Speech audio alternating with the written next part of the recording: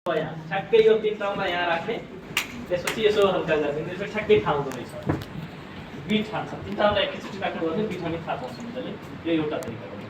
त्यसपछि सुरुमा त अब के हो हामी उहाँलाई यसो बोलाउँछौँ हेलो अरे उहाँलाई तपाईँ ठिक हुन्छ भनेर यसरी हामी रिहर्सल उहाँलाई गर्छौँ। अब केही रेस्पोन्स गर्न सक्नुहुन्छ भर्बल रेस्पोन्स त्यसपछि पिन्च रेस्पोन्स पनि हुन्छ। अब उहाँलाई हामी एकछिन जस्तै अब मोटर रेस्पोन्स हुन्छ त्यसपछि बोलाउने बेला उहाँलाई अलिकता पिन्च गर्छौँ उहाँले थाहा पाउनुहुन्छ कि पाउनुहुन्न त्यो थाहा पाइसकेपछि फर्दर अब रेस्पोन्स हामीले यहाँबाट हेर्नुहुन्छ त्यो पनि हेरिसक्नुपर्छ र फाइनली हामीले यहाँबाट जुन हेर्नुपर्ने थियो हामीले त्यो पनि देखिसकेछौँ केही पनि छैन मात्र छ। अब आउटबिट छैन हामी सिपिआर गर्नुपर्ने आवश्यकता आइसकेको छ। अब सिपिआर गर्ने बेला हामी के गर्छौँ के प्रक्रिया गर्छौँ त्यही गर्छौँ। सो अघि नै सरले पोजिसनको कुरा गर्नुभएको थियो टाउको पोजिसन कसरी हुनुपर्ने हो। सो ठ्याक्कै के हुन्छ टाउको पोजिसन यति गर्छौँ ठ्याक्कै नउठाउनुहोस् तपाईँले त थाहै छैन तपाईँले उठाउने हैन पोजिसन यसरी गर्छौँ। यसले के हुन्छ जुन यहाँको हाम्रो एयर पाइप हुन्छ नि त्यो अलिकता तन्किन्छ र फुक्ने बेलामा तपाईँले सजिलो हुन्छ कि हावा पनि पास हुन्छ। सो त्यो हुन्छ। यसरी गरिसकेपछि अब चेस्ट कम्प्रेसनको कुरा आउँछ यति त बुझिसक्नु भएको छ केही छैन यसमा। अब त्योभन्दा अगाडि अब उहाँको मुखमा केही गाडी के छ त्यो कपडा सपडा फुकाल्ने कुरा त तपाईँहरूले गर्नुहुन्छ यो केही पनि राख्नु पर्दैन कुल ठाउँमा राख्नुभयो हेर्नुभयो कहीँ ब्लिडिङ सिलिङ छ केही अरू छ भने हल्का फुक्का गर्नुहुन्छ।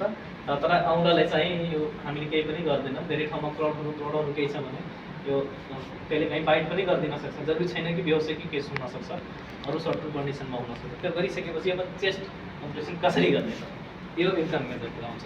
अब यहाँ बोलाउनुको कारण यही थियो हामीले अलिकति एकदम फोर्सै चाहिन्छ यसमा यता धेरैजना हुनुहुन्छ।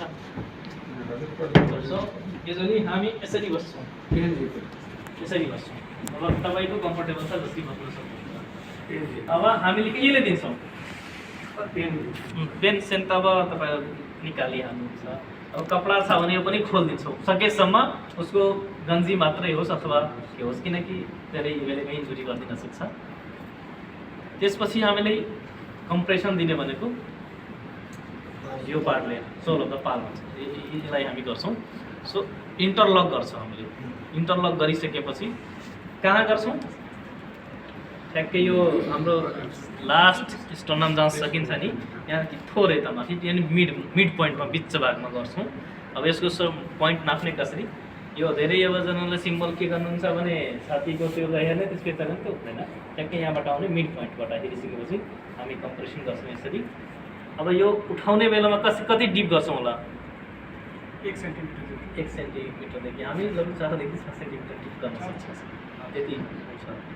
त्यसपछि अब यो हामीले हात उठाउँदैनौँ क्या हामीले ट्याक्कै यसरी यो उठाउँदै यसरी गर्ने गर्छौँ।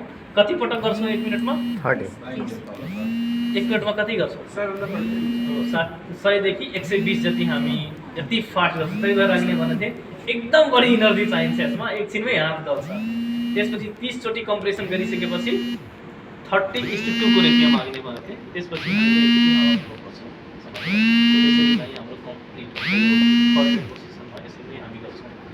अब उहाँलाई च्यापिने कुरा भएन अब। सो ओभरअल अनि अर्को कुरा मेजर कुरा सबभन्दा ठुलो गल्ती हुने कुरा के हुन्छ हाम्रो हात भाङ्गिन्छ गर्ने बेलामा यो ठ्याक्कै सिधा हुनुपर्छ यो स्ट्रेट हुनु